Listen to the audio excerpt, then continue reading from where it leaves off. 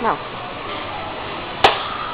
Allora, buongiorno a tutti. Allora, prima di tutto, buon lavoro, perché bisogna augurarlo. Allora, dunque, siamo qui praticamente in un supermercato immenso, gigantesco in Danimarca, a Copenaghen. Come potete vedere qui è pieno di vini e infatti vedete vini italiani. Allora, Italia, come potete vedere ci sono addirittura 3 scompartimenti, praticamente siamo pieni di vini, c'è tutto, vedete, tutte le schifezze. Poi cosa dico io che non ho ragione?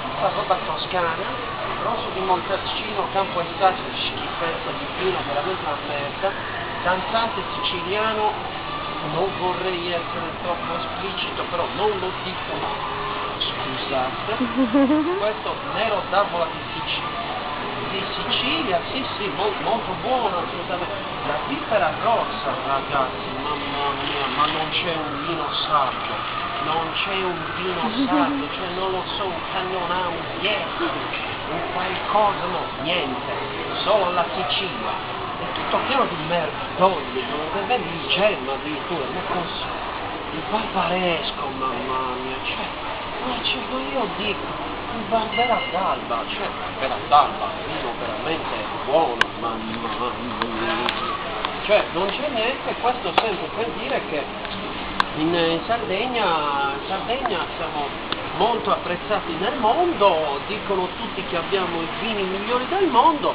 poi il miglior offerente è zio Gesuino di Ortacesus, quello è il miglior acquirente perché lui sì che compra vino, e invece qui dove c'è la produzione, dove comprano vini a montagne, i sardi non ci sono. Ma signori, vi dovreste vergognare. Non sapete vendere una bottiglia di vino in Sardegna? Madonna santa, ma guardate, qui c'è praticamente ci sono 4 scompartimenti italiani, 4, vini sardi 0. Sì, signori, questa è una vergogna. Allora, seconda puntata X da supermarket di Glimbos, non mi ricordo il nome, Danimarca, questo è tutto. Prima di salutarvi vi devo augurare buon lavoro.